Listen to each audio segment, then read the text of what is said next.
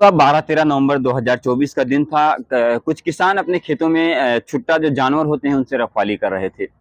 उसी दौरान उन्हें रात को कुछ अजीब तरीके की आवाज़ें सुनाई देती है। जब 2 किसान वहाँ पर बैठे होते हैं अपने खेतों में, फिर उन्हें जब कुछ आवाज़ें सुनाई देती हैं तो कहीं न कहीं अब वो सोचने लगते हैं कि आखिर इतनी रात को कौन होता है? रात को करीब 12 से 1 बजे का वक़्त हो रहा होगा।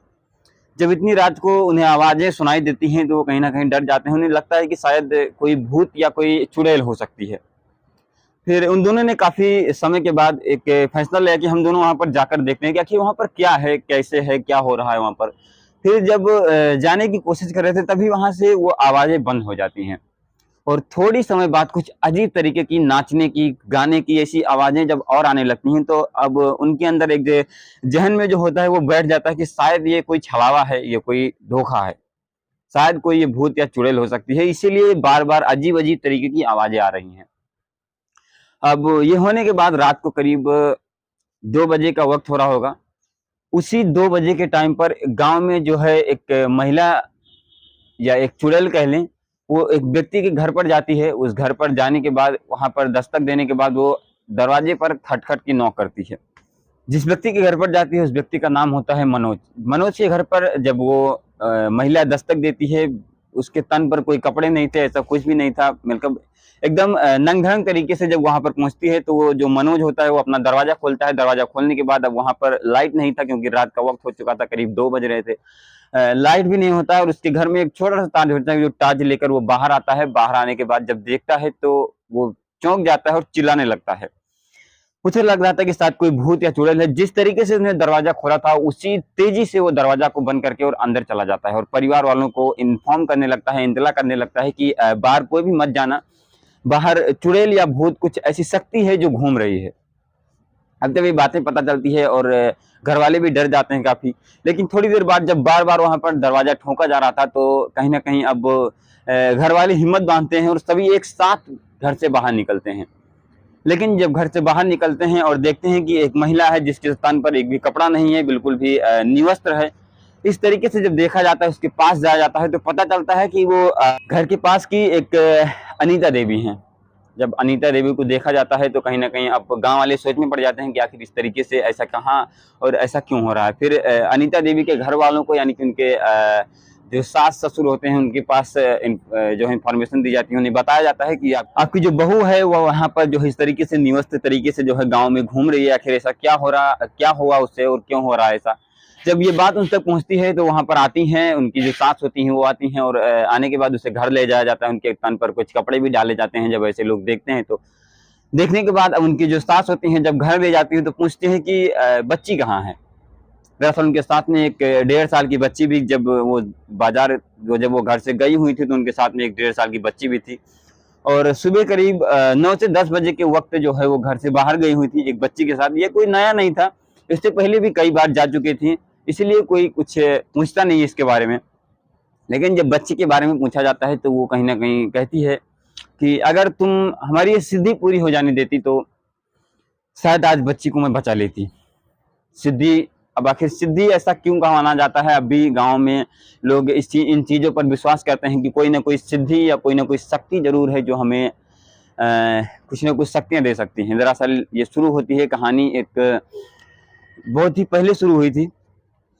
उनके बच्चे नहीं हो रहे थे। जब उन बच्चे ना होने के दौरान जब एक डॉक्टर जो होता है, पता नहीं वो डॉक्टर किस तरीके का डॉक्टर होगा, कोई गाँव का झोला-छाप डॉक्टर होगा इसीलिए उसने ऐसी राय दी, वरना एक डॉक्टर ऐसी घटिया राय नहीं दे सकता। उसने कहा कि शायद आप किसी तांत्रिक को दिखा दो, हो सकता है कि तांत्रिक को दिखाने के बाद आपके बच्चे हो जाएँ। ये बात जब कहता है तो वो जो महिला होती है वो एक बिहार का एक तांत्रिक होता है, उसके पास जाती है। बच्चे हो जाते हैं उसके, 4 बच्चे होते हैं। उन बच्चों को लेकर कहीं न कहीं उनके मन में ये बैठ जाता है कि तांत्रिक पर भरोसा किया जा सकता है। कहीं न कहीं तांत्रिक तंत्र-मंत्र में कोई न कोई शक्ति तो ज़रूर है। फिर वो कहीं न कहीं कुछ दिन एक बाबा के पास कुछ सीखती भी है। सीखने के बाद अब उसे लगता है कि हमें कुछ सिद्धियाँ प्राप्त करनी चाहिए। सिद्धियाँ प्राप्त करने के चक्कर में उस दिन वो बाज़ार जाती है।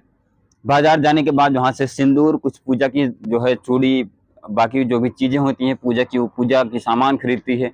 सामान खरीदने के बाद अब वहीं के पास का एक जंगल होता है, करीब 10 से 12 किलोमीटर के आसपास का जंगल होता है, वहाँ पर वो महिला जो है जाती है जाने के बाद जो बच्ची होती है उसके कपड़ों को निकालती है, फिर अपने कपड़ों को निकालती है, दोनों निवस्त्र होती हैं। निवस्त्र होने के बाद उस बच्ची के जो है सीने पर एक वार होता है। वार होने के बाद जो है बताया जाता है कि उसका कलेजा निकाल लिया गया था और बाद में कलेजा मिला भी नहीं। शायद कुछ लोगों ने कहा कि वो उस कलेजे को खा गई है। लोगों की वहाँ की जो स्थानीय मीडिया है उनका कहना है कुछ कुछ तरीके से ऐसे जो है वहाँ से अफवाहें या अफवाहें कह लें या कुछ भी कह लें, वो आती हैं कि उसने कलेजे को पता नहीं क्या किया, शायद मुझे भी मालूम नहीं कि बाकी स्थानीय मीडिया ने कहा कि उस कलेजे को उसने खा लिया। अब जब ऐसी वहाँ पर फैलनी आसपास की जगहों पर जब फैलनी शुरू होती हैं तो कहीं ना कहीं अब पुलिस को भी इन्फॉर्म मिलता है, पुलिस आती है वहाँ पर। आने के बाद जब वहाँ पर जाया जाता है उस जगह पर जहाँ से आवाज़ें आ रही थी, जो जो किसान होते हैं वो वहाँ पर जाते हैं। जाने के बाद जब देखते हैं तो वहाँ पर आसपास कुछ चीज़ें दिखाई नहीं पड़ती, बस कुछ पूजा की सामान ही दिखाई पड़ती हैं। लेकिन थोड़ी दूर जब जाया जाता है तो ऐसा लगता है कि यहाँ पर एक खड्डा किया गया था जिसको बाद में कवर कर दिया गया है। जब उस खड्डे के पास जाया जाता है, एक व्यक्ति होता है जो कि उस खड्डे में हाथ डालता है तो पता चलता है कि एक बच्ची की लाश है। उसी 1.5 साल की बच्ची की लाश है जिसकी उसकी सास बात कर रही थी। अब जब उस बच्चे की लाश को निकाला जाता है तो पता चलता है कि उसके अंदर कलेजा है ही नहीं, क्योंकि कलेजा पहले ही उसने निकाल लिया था। पहले ही जब वार किया था, जब वो आवाज़ें आई थी तो शायद उस कलेजे को निकालने के वक्त आवाज़ आया होगा उस बच्ची का। अब वो जब नृत्य कर रही थी तो भी अजीब-अजीब तरीके की आवाज़ें आ रही थी, तो किसान सोच रहे थे कि शायद कोई भूत या कोई प्रेत हो सकता है जो कि हमारे साथ छलावा कर रहा है।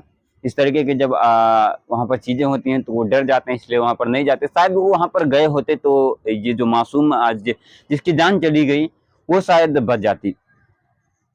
अब पुलिस आती है, उस महिला को गिरफ्तार करती है। गिरफ्तार करने के बाद अब बताया जाता है कि उसकी मानसिक स्थिति भी कुछ ठीक नहीं है। अब ये मानसिक स्थिति ठीक नहीं है या क्या है शायद ये तो पता नहीं है, बल्कि उसका कहना ये है कि अगर ये मैं सिद्धि प्राप्त कर लेती तो शायद उसे कल जीवित कर लेती।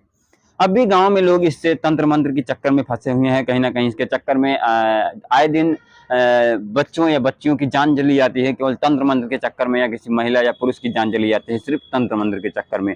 तो इन चीज़ों पर विश्वास करना कहीं न कहीं गलत है। बाकी उस डॉक्टर ने ऐसा क्यों कहा, शायद उसके ऊपर भी कोई कार्रवाई होनी चाहिए।